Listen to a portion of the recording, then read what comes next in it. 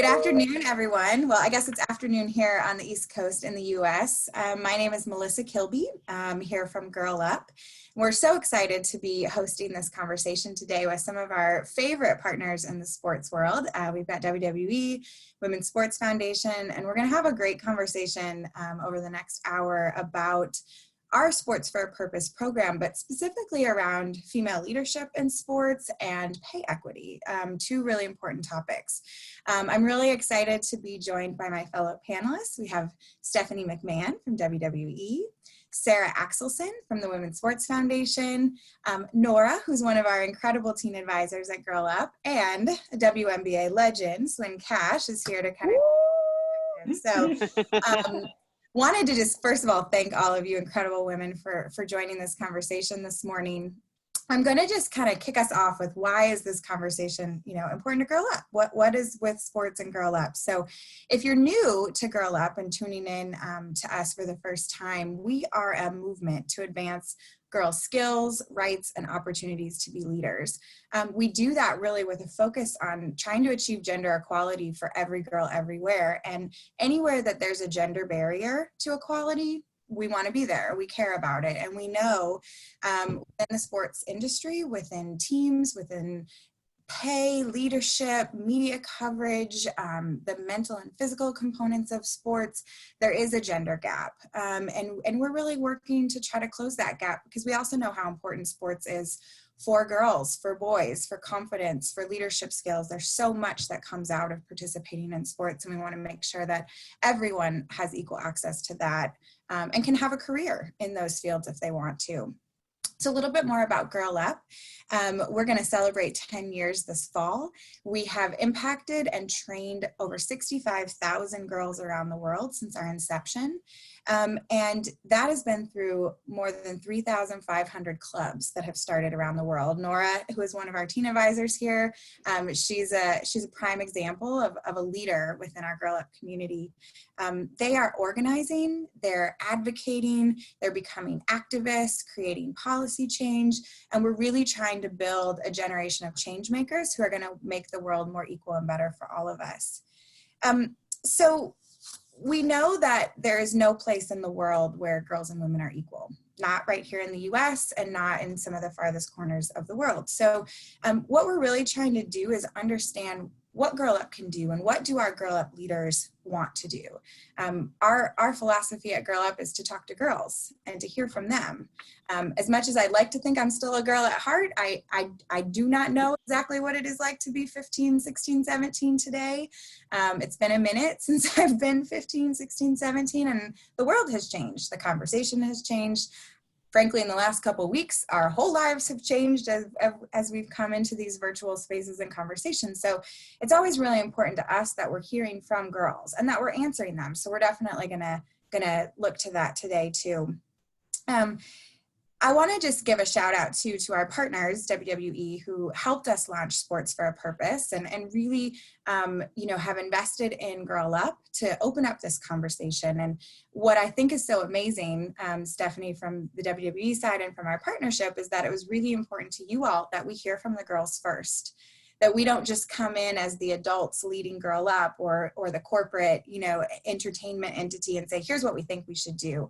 But we spent a whole year listening to the girls, talking to them, having these kinds of conversations to say, where can we use our voices? Where can we activate girls and what things do they care about? So this conversation this afternoon is one of the things that we know the girls care about. They care about seeing women in leadership across the sports components of the industry, and they really care about making sure that women have equal investment and equal benefits, equal compensation.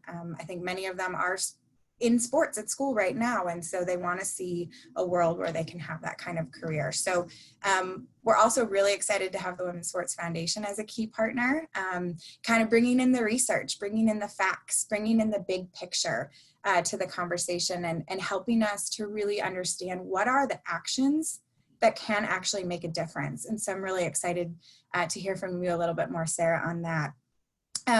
So let's get to it, I think.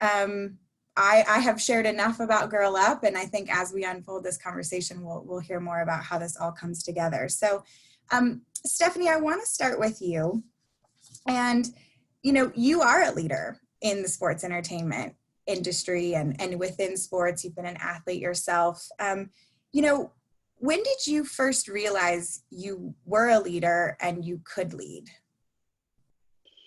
It's a great question. I think in life you learn pretty early on, when you're the kid on the playground that winds up making the recommendations of what game we're going to play or what we're going to do, or people kind of turn to you, or you just naturally can assess a situation and throw something out. I like to think we're all leaders, though. Really, it's not necessarily like, oh, I'm so unique. I was, this tremendous leader. I think everyone has leadership capability. You just can't be afraid to use your voice. Really listen to the people around you. And if you need to be an advocate, some people don't like speaking up. And if you need to be an advocate for people, use your voice. Stand up for them. Stand up for yourself. Never be afraid to make your mark. I think in some cases I'm somewhat of a reluctant leader. It's not necessarily I always want to be the person who's, hey, let's go do this. I like other people to step up and do that as well. But if I need to, I will certainly. I'm not afraid. And I think you have to be able to turn fear on its ear and look at fear as an opportunity, and take hold of that, and have a voice in the room, have a presence. Yeah. And just to build off of that, can you share a little bit about, what it's like being a female leader? I mean, you're so out in front with WWE, and we know you're really driving decisions there, and you're a female, which is unique in both the media and entertainment world and in the sports industry. So how do you think that experience has been unique as a female, and what advice do you have for some of our younger women who are watching as they sort of have the ambition to do the same? Sure. So I think, for me, I had the example set by my mom, who was the CEO of WWE. And, I always saw her as the boss. And so I never thought that women, didn't have that opportunity. I actually just assumed that women would be CEO. Yeah. It wasn't until I was older that I realized, there were a lot of barriers to that. But I never let it stop me, and I think the best advice that I can give to young women, and that I give to my daughters every day, is that you have to believe in yourself. You have to work really, really hard. You can't be afraid of work. You have to have a strong work ethic, no matter what it is, and never give up, never take no for an answer. And you can accomplish your goals, whatever that is.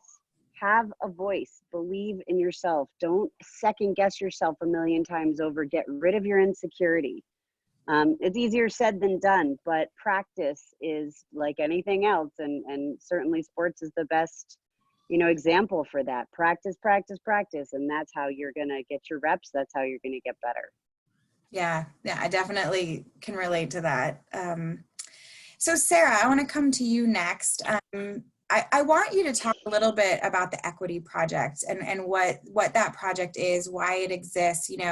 It's incredible to see the statistic that, over 60% of women believe that being involved in sports has contributed to their success. So that's a huge statistic. And so that really shows the importance. How do we build from that? And what is the Equity Project all about at Women's Sports Foundation? Absolutely. So first of all, thanks for having us. We're so excited to partner on this series of panels with you, and as always, working together with Girl Up and WWE. The Women's Sports Foundation is a national nonprofit, and at the heart of what we do, it's all founded in the research, right? You alluded to it earlier. That research is truly the foundation of the work that we do at the Women's Sports Foundation. And so we set out to really do a landscape analysis of what is the world of women's sports right now for girls, for women, both participating in sports, but also leading in sports, working in sports. And so we had a new research report called Chasing Equity: The Triumphs, Challenges, and Opportunities for Women and Girls in Sports. And as we were reviewing that, we realized, we've made such great progress, but we really have so much further to go. And there's still so much more that's needed before we can truly achieve equity in sports for girls and women. And so we use that research as the foundation of our advocacy and programming work. And so we launched the Equity Project, which is an initiative of the Women's Sports Foundation, but it's truly in partnership with so many organizations, like Girl Up, WWE, and so many others who are already doing such good work. But it's a way for us to really pull together and work as a collective, because we know so many folks are doing good work in this space, but our impact will be so much greater when we can all work together and in concert with one another to really move the needle at a much quicker rate than we ever could before as individual organizations and individual people. So the Equity Project really takes the work of that research report and tries to narrow it down by areas. So looking at participation opportunities for girls, looking at Title IX compliance in schools, leadership and pay equity like we're talking about today, mental and physical health and safety, and media coverage. Because when we looked at the research, those are really the 5 key areas that we felt the research was identifying as some key topics and some key areas that would benefit from us focusing on them. So we're excited to be here today to really move the work of the Equity Project forward and to set an example for what the types of collaboration can look like as we engage folks with the Equity Project. Yeah. And then just digging in on that a little bit further, Sarah, since kind of the theme of today's conversation is around leadership and pay equity, I know it's not great, but like, what are we seeing with the pay gap and the pay equity out in the world? If we're looking at sports specifically, I think you can look at it in a number of ways. There's the pay equity and pay gap for women working in sports. And then there's also for professional athletes, right? We see a number of professional athletes, professional leagues, where athletes are pushing for, whether it be better contracts, better CBAs like the WNBA has done.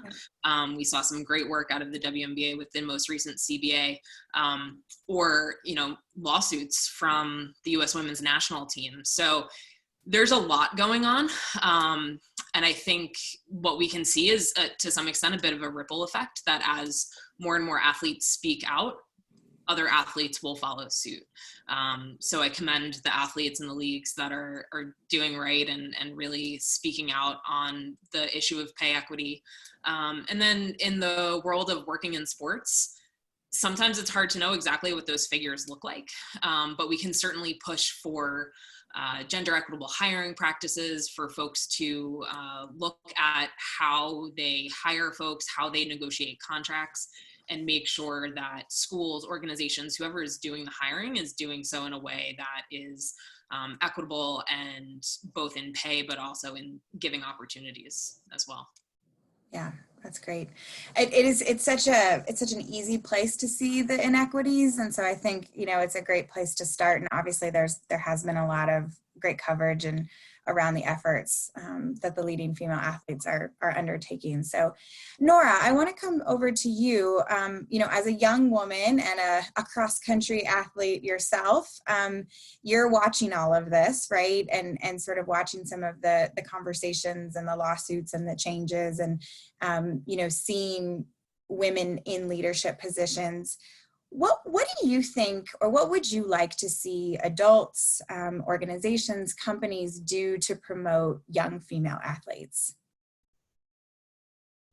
Thanks for the question. I think from the perspective of student athletes and of young girls who are in this, the help we need from adults is really just the platforms, like the things that we just can't do on our own. We need to be making these partnerships with people.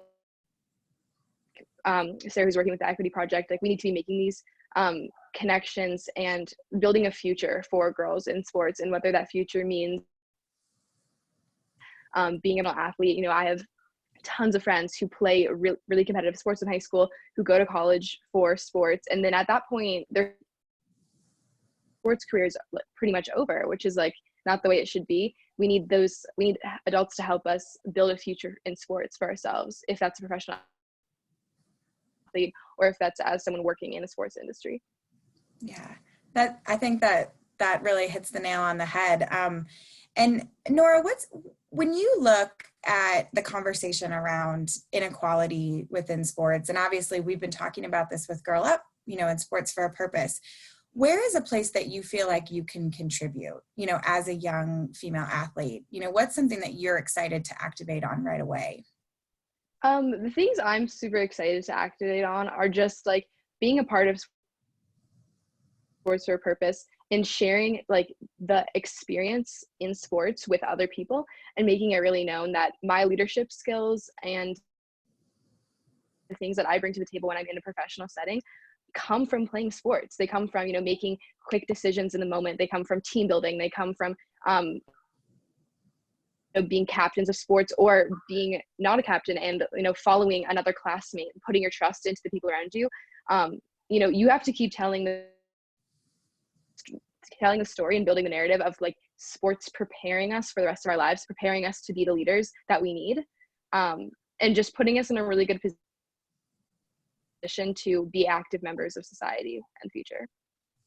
Well, I can attest to that because you are an incredible leader at Girl Up. So if you brought, you know, some of your leadership to the work that you do with us and you garnered that through sports, then I think you're a perfect example of how all of that goes together. So thank you. And I want to come over to you, Swin, who not only can you know, relate to the athlete side, but you are now a leader, you know, in the sports industry, vice president of basketball operations and team development at the New Orleans Pelicans. So I would love to hear from you, what do you think really, when you look back, prepared you for this leadership role now that you're on the business side and within the sports industry?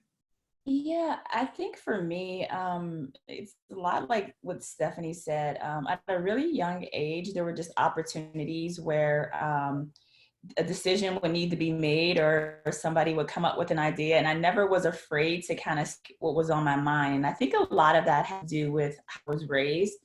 I think my mom's one of 12, and I had a lot of aunts, and everybody was just raised this communication, to be able to communicate whatever they were thinking, feeling within our family at all times.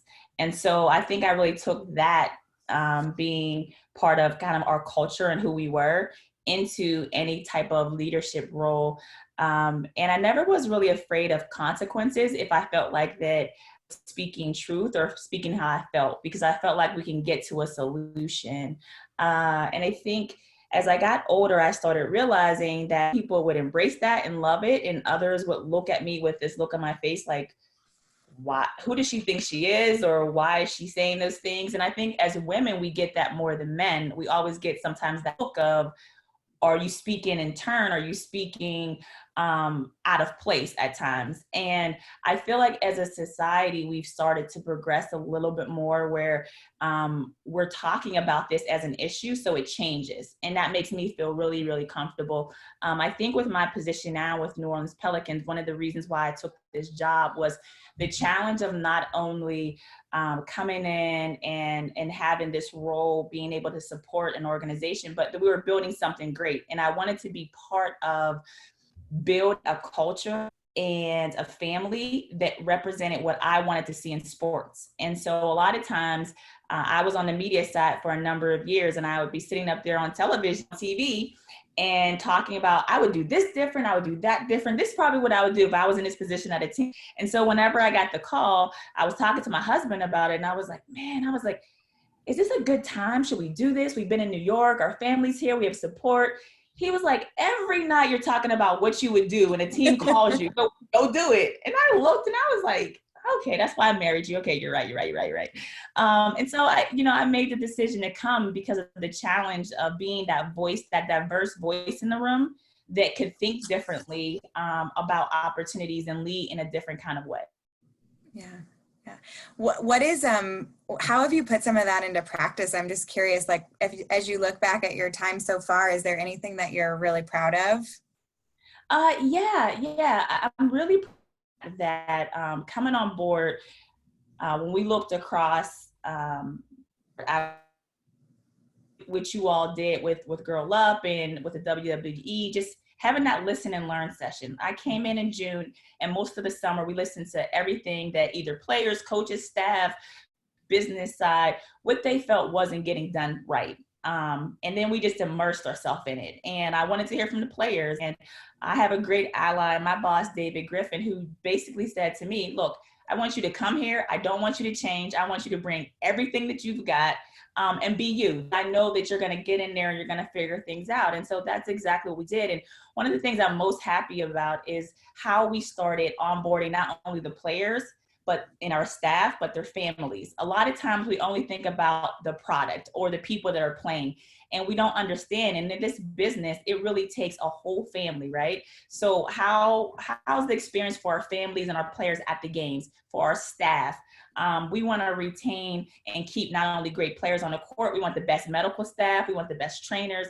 And in order to do that, you have to look at it from a holistic standpoint and not just assume that because we're the Pelicans, because we're here and we're offering you X amount of dollars, that's going to make everybody want to be here.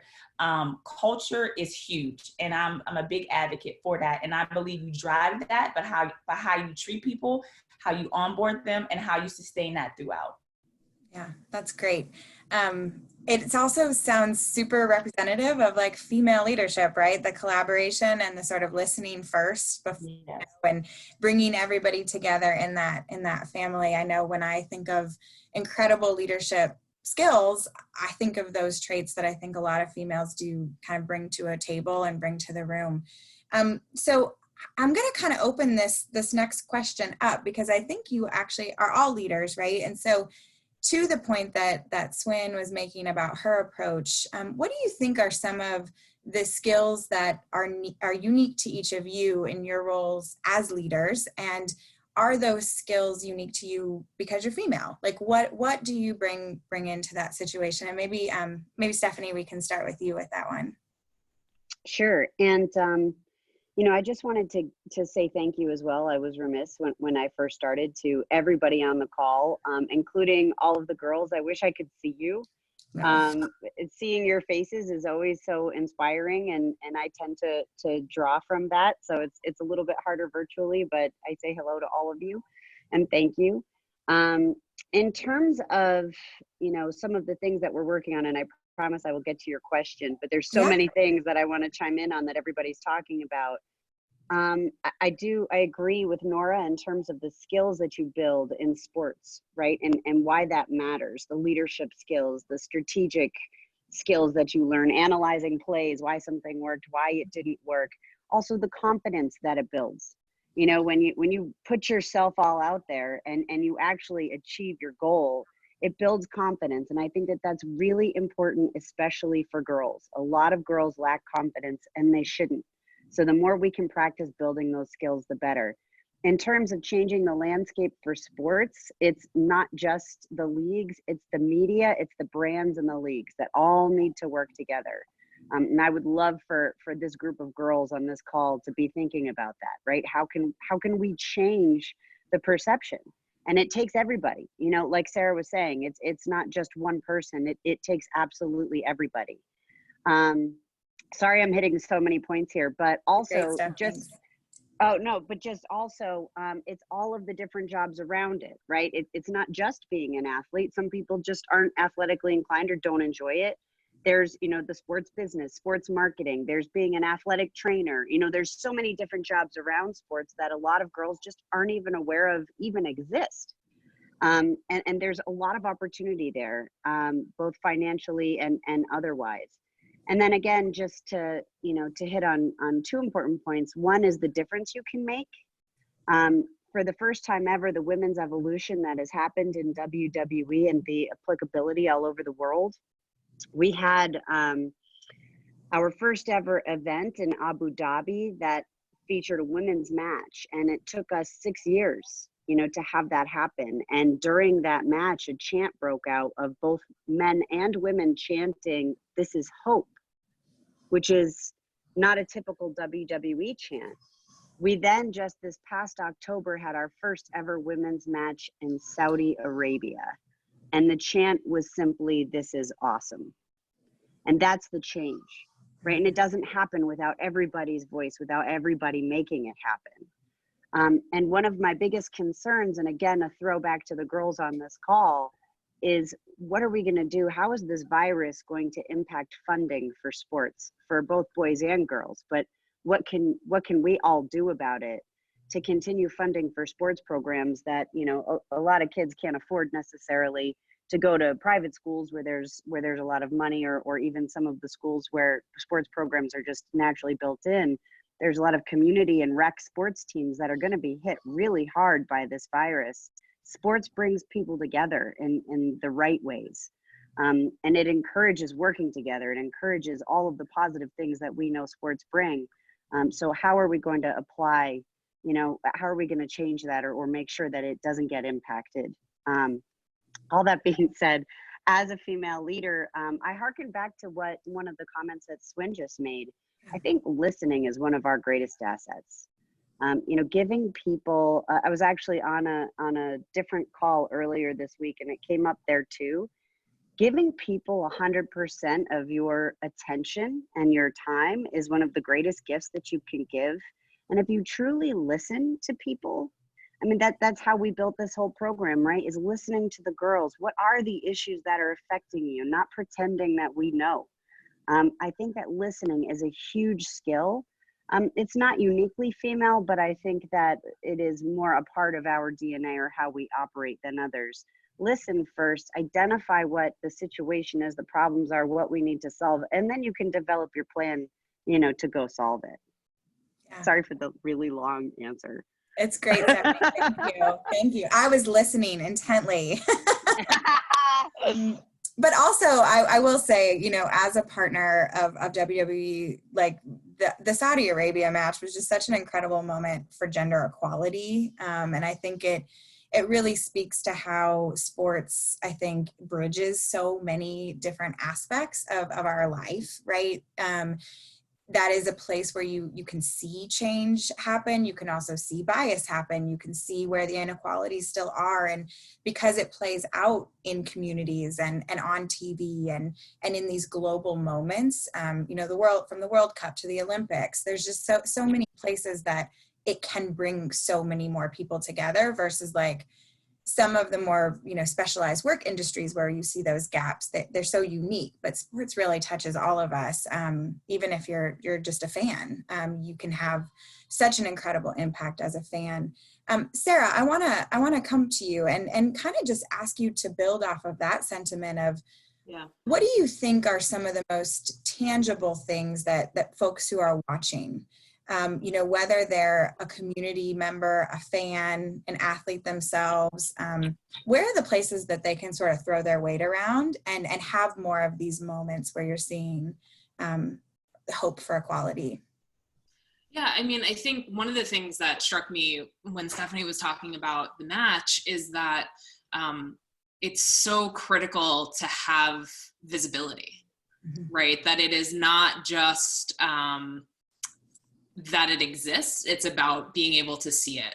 Billie Jean King, our founder, likes to say you have to see it to be it. And so when we're talking about these fields where, girls might aspire to work in sports that they may not know about, they don't know about it, right? So how are they going to aspire to be it? How are they going to know that that is a career path for me? We even see it in the coaching space, that there's such a lack of women in coaching that young girls may not see that as a career path for themselves. And so we need to make sure that we elevate the role models who are out there and who exist, who might show girls that this is a career for them, that it, is a viable career path that they might want to look into.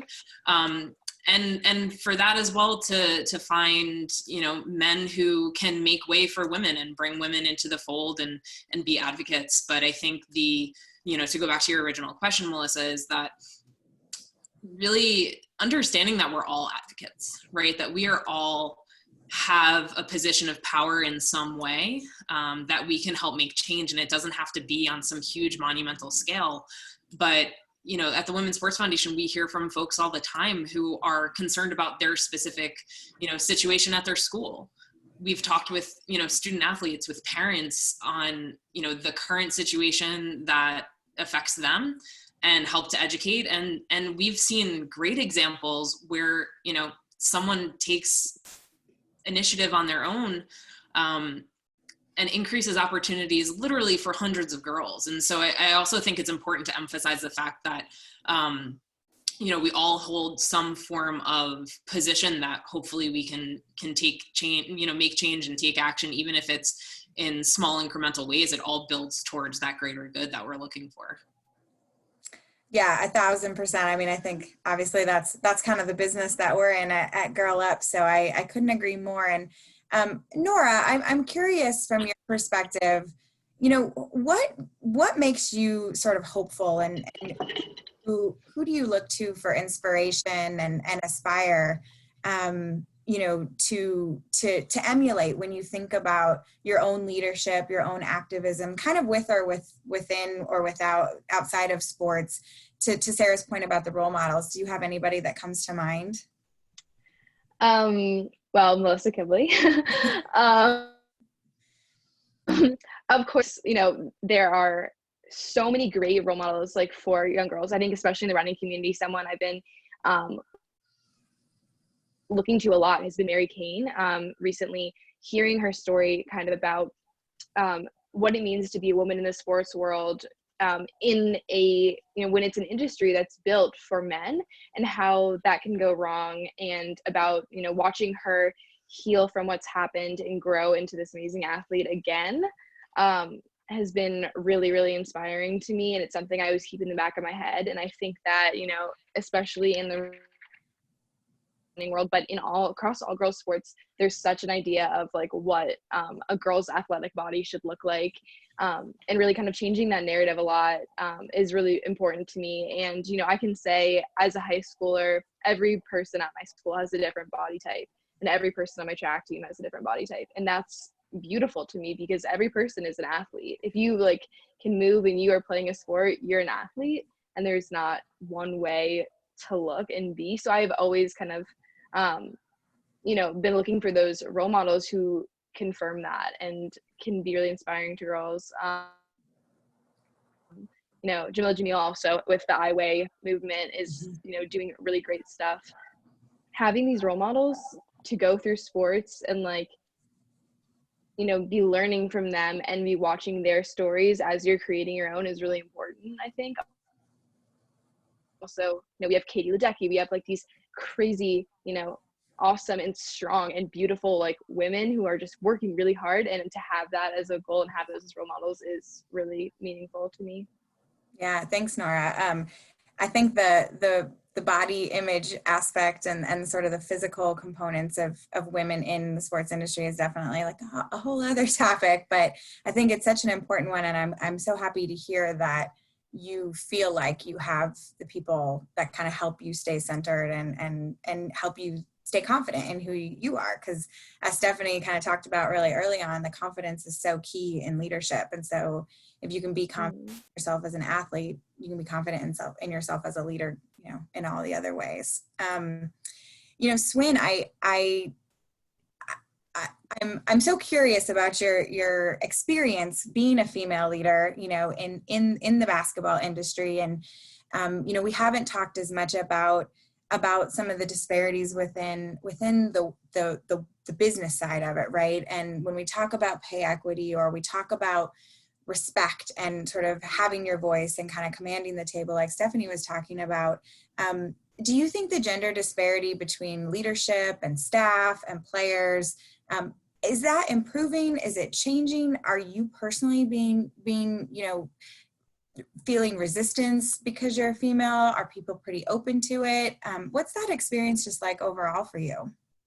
Well, I think I'm lucky I'm in a league that probably out of all of the different leagues in the country, the NBA is the most progressive when it comes to diversity and inclusion. And you see more women that are getting opportunities, not only at the coaching ranks, as referees, in front office, on the business side. So I think across the board, Adam Silver has done an excellent job of really understanding that if we want to have the best business model, then we need to have women at the table. And so I definitely take my hat off to him, because I have seen, after playing in the WNBA and now coming into the NBA, I have seen how things have consistently grown from that standpoint. Now, in regards to myself, I haven't experienced it. I have had actually a really, really great time coming here to New Orleans. The city has embraced me. We had our whole basketball ops staff, majority of our staff was new. So it's kind of like all of the new kids coming the first day of school. So this year we're all just kind of like, all right, we're getting to know each other, we're filling each other out. And it's been great because everyone has the same mindset. So when you have somebody in leadership, and I think Sarah talked about this, having an advocate, right? And so my boss, David Griffin, who over all of our basketball ops, he comes in with the mindset of, if we're in a room and we're discussing something, it doesn't matter if there's an intern in there, it doesn't matter if we have a basketball ops associate in there, he may ask your opinion. So you have to be ready at all times. It's not like only the people who are vice president or GMs can speak in this meeting. He really that collective mindset, and I think it eases the tension and everybody really feels like they're a part of it. So that's kind of how my leadership is. I believe that we're only as good as the person that is next to us. And so we have to take that mindset and that collective idea of community in order to get the best results. So as far as the pay equity, I did want to touch on that, because what I think we have to do a better job as women is sharing more information. And what I mean by that is, especially when you're trying to climb up the ranks in the executive level, for me, I'll use this as an example, taking this position, I started calling around because first, there was nobody else that had this position in the NBA and with my title. And so I wanted to know, what are people making? What are the salaries? What does it look like? Doing my research, as we all do, as you should. If you're not, any job you're taking, you should do your research and understand what the pay is. And I got more questions back from females about, well, you're thinking about it this way or that way. Whereas some of the men were like, oh, you should be asking for this, or you should be asking for that. And their mindset and their confidence level was different than a lot of the women. And so it really kind of took me back a little bit. And so actually, after I took the role and went back, I actually went back to those same women and said, hey, here's what it looks like. This is what I'm doing, because I want you to be at ease so that you can have more information to share as we move forward. And they were kind of thrown a little bit in like, oh, okay. And it had nothing to do with me. I didn't have to do it, but I think it's important, because if we don't share information and have the numbers, the statistics about what people are making, or at least the range, then how are we going to close that gap? And I think we're just a little too reluctant, some women, to share that. We can have more than one at the table. Trust me, believe that. It's possible. Yeah. Stephanie, do you have any thoughts on that? I know you're sort of on the sort of executive level, kind of deciding pay and probably having some of these conversations with female employees. Do you have anything to add on to Swin, or just like advice for young women as they're thinking about the negotiation? And obviously doing your research is a big part of that. Yeah, I have so many thoughts going through my head just listening to Swin. And first of all, kudos to you for reaching back out to those women and helping them, because I don't think that that's guidance that we typically get as we're, growing up, and especially as we're entering the workforce. And I don't know why it is. I don't know why we tend to not self-advocate. We tend to assume, that we should take a lesser role, or that we're not qualified for certain roles. We don't really raise an issue if we're not, when we get our pay, we just assume it's fair, when it might not be at all.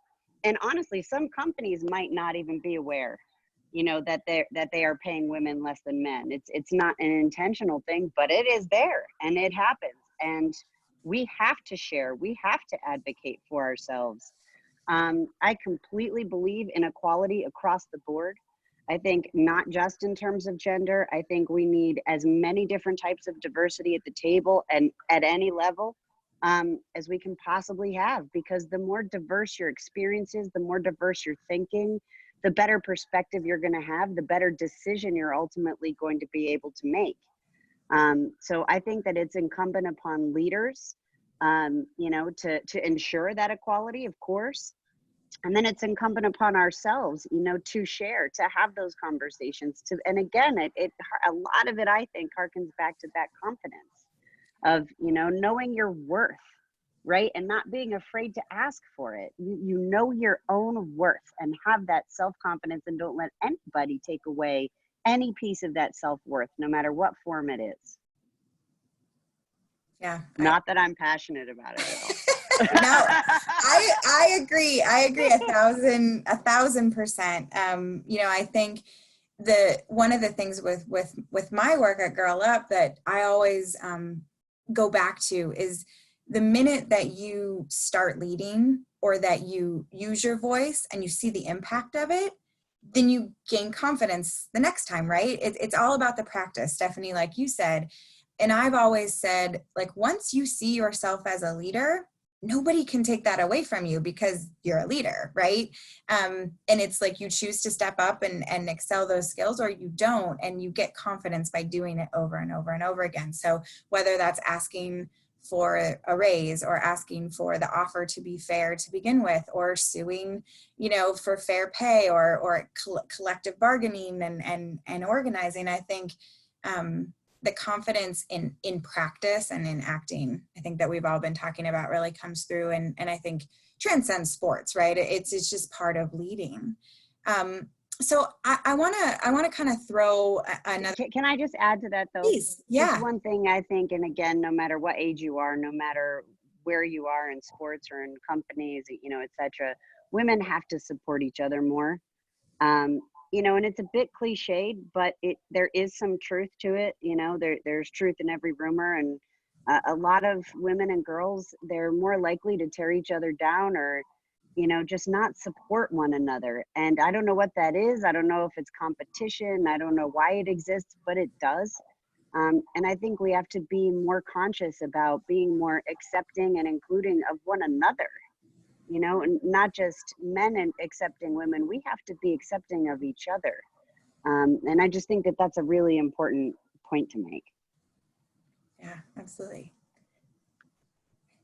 Sarah, I don't know if you want to, you know, comment on that point further, or if there's anything, you know, in the research and in the work with the Equity Project around pay equity, and just some of the things that women can do, or that young women can be thinking about as they you know, start to enter their careers and those types of pieces. Yeah, so I mean, one thing that I was going to say as Stephanie was speaking was just echoing back what I think Swin said earlier, in terms of there's more room at the table, right? I think oftentimes the resource guarding, if you will, that takes place is because there's this idea that the seats are limited, and that oftentimes women are only afforded that 1 or 2 seats, right? That you have to be mindful of it, because this is my seat and I need to protect it.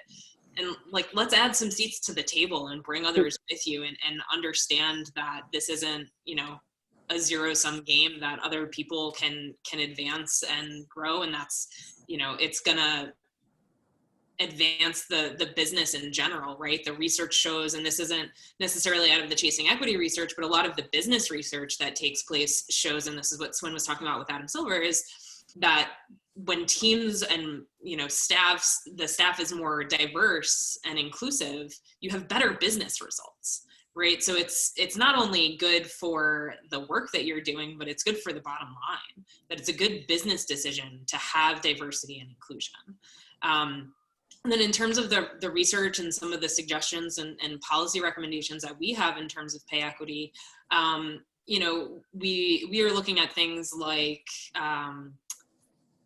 you know, contract negotiations, and making sure that when there are contracts, they're done in a way that's gender neutral, right? That the contract shouldn't be specific to a woman or a man, or, you know, you should probably have, you know, if you're an employer with a large amount of people, it's about, you know, different, like, parental benefits, right? It's not necessarily looking at whether it's paternity or maternity, making sure that you have policies in place and salaries and your negotiating practices are the same for men and women and for all folks that you're interviewing. And just in general, making sure that you're keeping that in mind. I think the hiring practices is probably one of the places where there can be a lot of effort put forth to make a lot of advancements. So making sure that your interview pool is diverse, right? You're not going to have a diverse hire if your interview pool isn't diverse. You need to make sure that it's not just, well, we saw the resume, right? And now our 4 candidates represent the status quo of whatever that might be, right? It could be a white man, it could be a white woman, whatever the status quo is. If you only have, one person who breaks that mold, there's statistically a 0 chance that that person gets hired, right? So making sure that even in the recruitment and interviewing process that, companies are really looking at diversity and inclusion and making sure that that is a thread throughout all of the work that they do. Yeah, great. Thanks, Sarah. I think that that's also so key to this is who you're looking at to begin with. I want to go to a couple of the questions from the folks that are tuned in and watching this, and I'm going to go first to actually one of our club members because the girls' questions are sort of my priority. One of our club members asks about, with confidence, the key is really to accept ourselves, right? The parts that fit into stereotypes and the parts that go against the grain. And kind of this is an open question to all of you, but how do you learn to do both in an industry where your very presence might go against the grain? How have you balanced those two pieces? And again, open that up to anybody who'd like to jump in to start with. So I'll start. I find that, it's interesting. When I was in high school, I felt like when I was, people say, how old are you mentally, right? And I'm always 15 in my head, a little younger than some other people, but I'm always 15. And when I was 15, man, I knew that I was so confident in everything that I did. I didn't know enough to know what I didn't know, right? But I think in between 15 and maybe 30-ish, I lost my way a bit.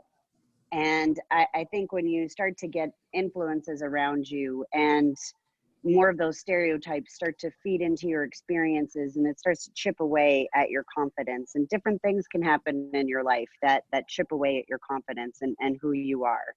And it wasn't until I started to really remember who I am and really go back to that teenage self of mine, combined with all of the lessons that I had learned, and then I decided, what, I wasn't going to listen to all the noise. I was just going to be me, and I'm either bringing it or I'm not bringing it. And once I started to really love myself and appreciate who I am and what I bring to the table, I've been able to increase the value that I bring to our organization, that I bring to our relationships, that I bring to my personal life, that I bring as a mom.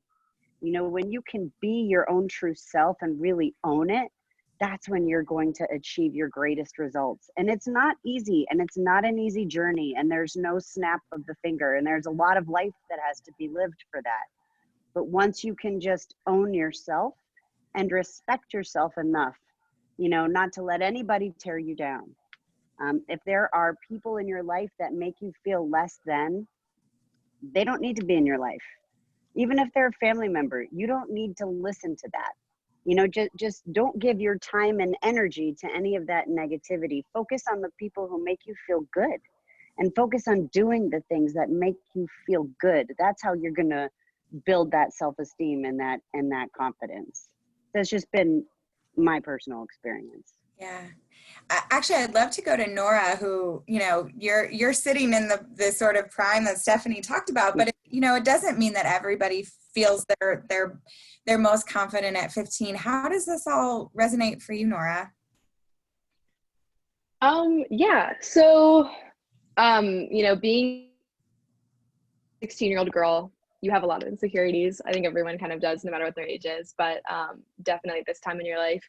And the advice I would give, if you're looking to kind of have both that accepting yourself for like what fits in and what doesn't, the thing that I like to do is actually just have like these affirmations of things that I know about myself that don't have anything to do with like my insecurities. So, you know, things like I'm a good writer, I'm a leader, I am good at art, like those kind of things.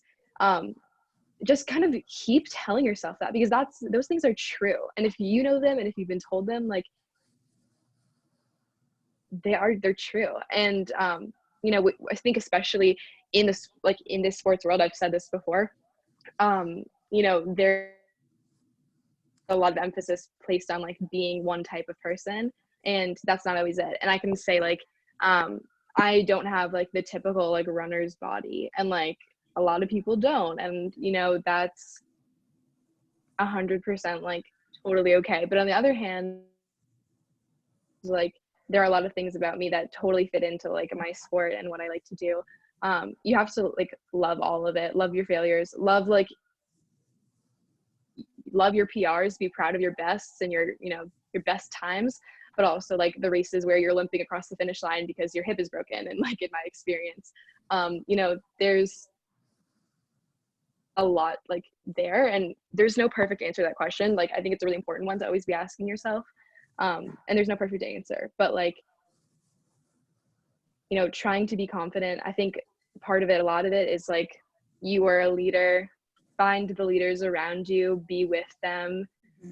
There's always someone who feels the same way that you do. If you're not alone, like, you know, I think for me, it's always been like having captains on my team that can affirm like my anxieties and are there on the starting line to say like, you've been training for this, you have it. Because there is no worse place in the world than the starting line. I can tell you that. It's just the worst.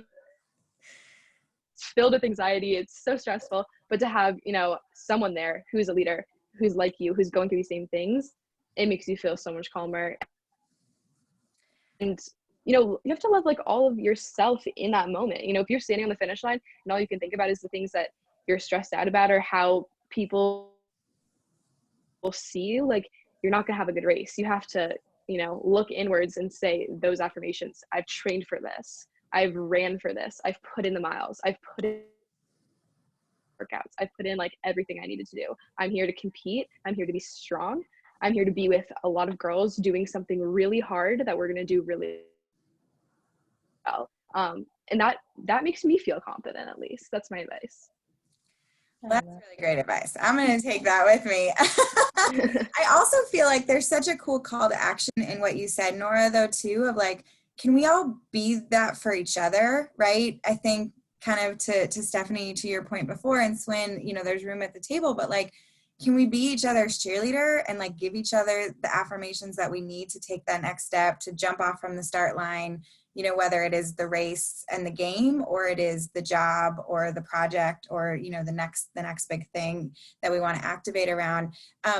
I've gotten a couple of questions around the same theme, and I was thinking maybe Swin, if you wanted to start with this one. A couple people are asking, how do you kind of deal with the haters, right? The ones who make the undermining comments, the ones who take your accomplishments and turn them on you. And there's actually a few different people who have asked the question, so I feel like it's a good one to touch on. But how you've done that yourself in moments where you had to kind of put it behind you and turn it off and sit with your own confidence. Yeah, and I'll try to keep this as real as possible, because I get this question a lot, even from some of the kids in my foundation. And I tell them my own story, being young and being 14, 15 years old, at a time when I was playing basketball, and my whole community, and we're going to games and there's thousands of people following us because, you know, here's this kid that's playing, she's successful, and everybody was super excited about it. And I loved basketball. I love playing basketball. But at the same time, there was a person inside of me that I love to draw, I love to create, and nobody wanted to know that person. They only wanted to talk to the person that was the athlete. So I always felt like at times that I was in this box that I had to be for everybody else. And some people didn't like that. Some of my friends that I thought they were friends at school would say one thing to me, and then when I would go to school, they would be saying something completely different. She thinks she's better than us. She thinks she's that, but nobody really ever talked to me. And so how I had an outlet was to write. I used to write and journal a lot of my feelings, what I was thinking, and I would put it there and I would leave it there. And my mom was great because she would always tell me all the time, like, don't worry about other people, like keep your confidence in yourself, be strong. Everything has to evolve. You're going to go to college, you're going to meet new people. And so I just kept focusing on the future. And so I think even though you're in the present, keep being in the present. To young girls, I would say, continue to focus on the future. If your dream is to go off to college or to start a business or whatever it is, keep adding to those dreams every single day. Journal it, write it down, because those are your affirmations that you're giving to yourself that you're going to get through to the other side. My drama teacher in high school used to always tell me, practice isn't for perfect. You're never going to have perfection.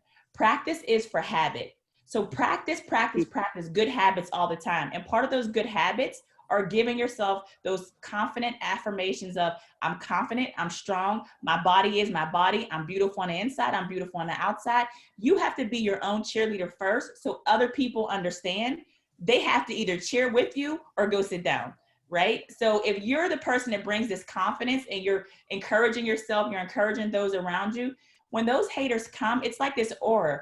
You'll see the people that are going to be haters, and then you just exit them out of your circle. Your circle should be positive people. If you have somebody in your circle on a daily basis that is saying negative things about either you or somebody else constantly, that's not anybody you want to have in your circle. And I tell girls that all the time, because sometimes we want to be friends with the people we feel either popular or the people that we feel are our friends at one point in time, but they're talking about everybody else. If they're talking about everybody else and hating on everybody else while they're with you, when they're not with you, they're probably talking about you.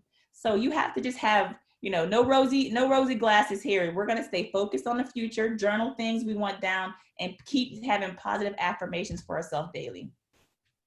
And if I can add on to that, I would totally say, like, I agree with everything you said. That's such good advice. And I can totally know that in my experience, like, if you have like those doubters, like grind in silence, like grind in private, like, constantly be putting in the work, constantly be doing what you need to do to succeed. And then when you show up and you're performing like at their level or better, that's where you get to like kind of shine in public, but grind in private kind of thing.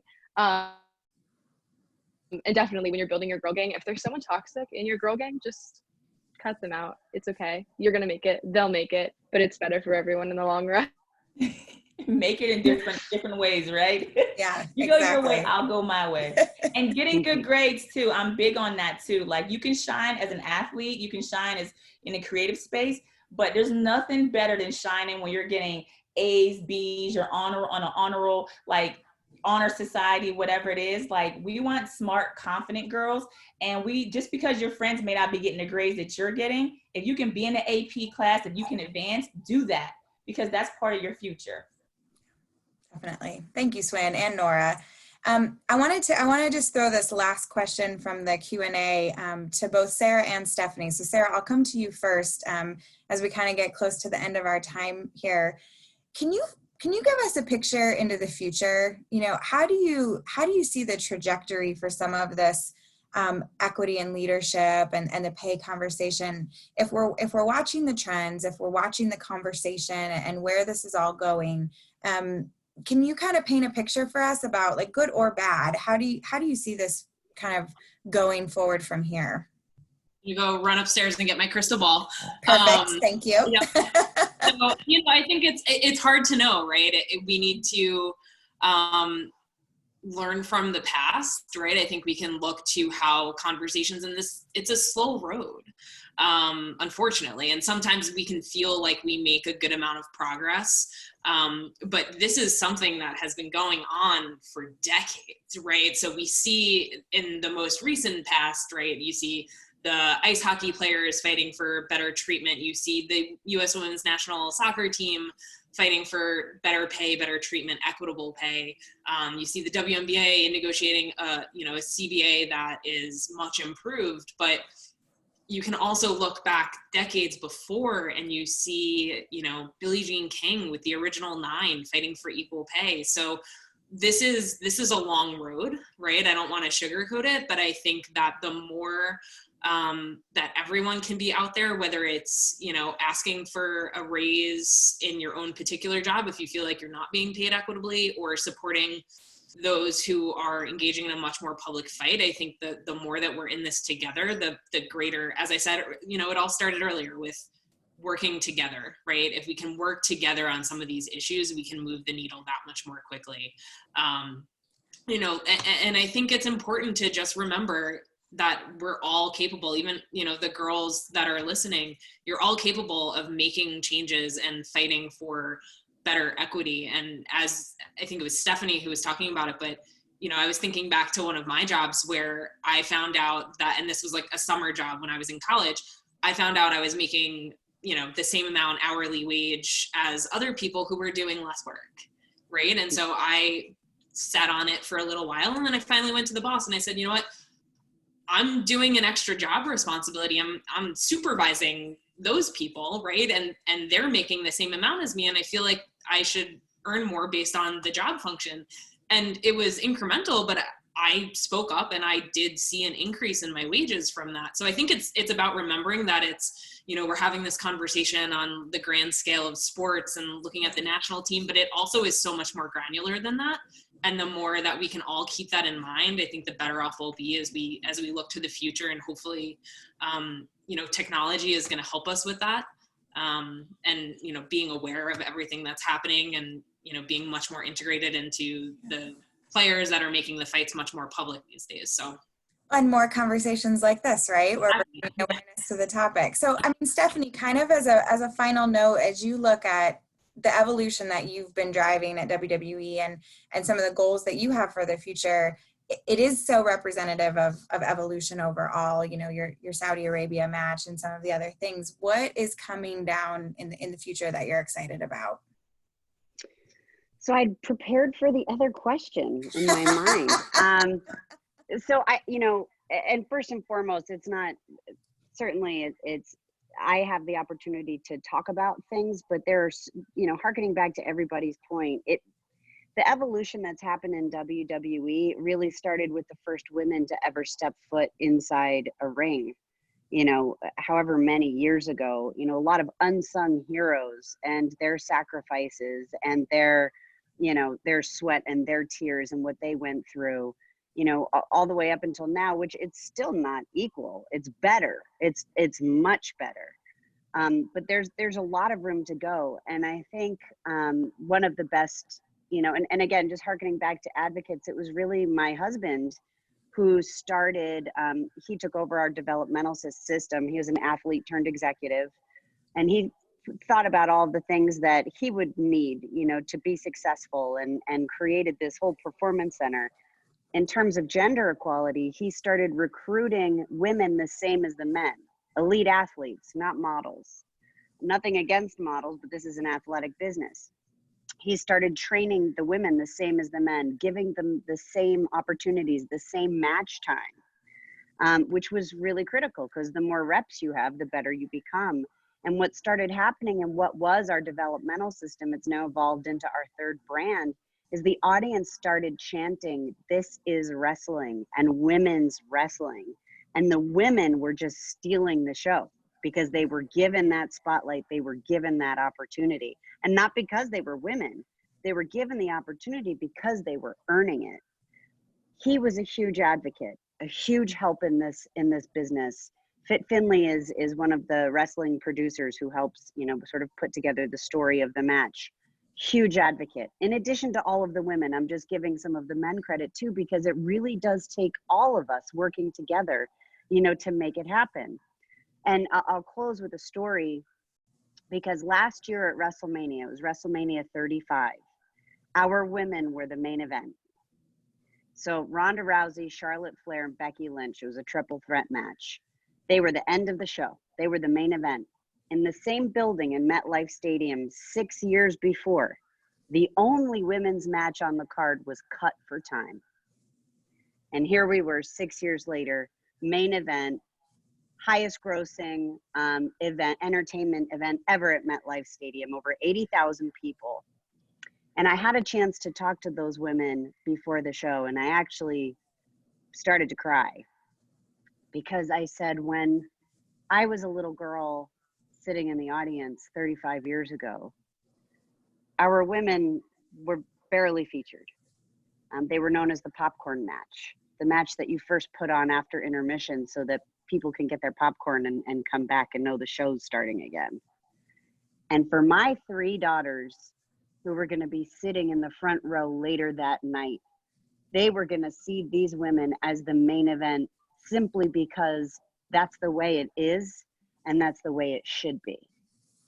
And I think that's how we have to keep our eye towards the future and how things can change. And it takes all of us working together to make it happen, and never back down and never be afraid, and know that you matter and know that you have a voice. Thank you, Stephanie. I think that is an incredible sentiment to wrap this up. We do have a call to action for our community watching this afternoon, because we're all about action here. So to those of you who are part of Girl Up, new to Girl Up, tuning in to hear from Swin and Stephanie and Women's Sports Foundation, we want you guys to really kind of lean into that role model, to who is inspiring to you, who do you aspire to be like, and reach out to a leader in your industry that you admire, and talk to them about your goals. You know, let's be those women to each other. Let's help each other. Let's ask for that. And let's find some of these role models and see if we can't all pay it forward. Some of those role models might be 16 and talking to you about body positivity like Nora, but find the leaders, have the conversations, ask for advice.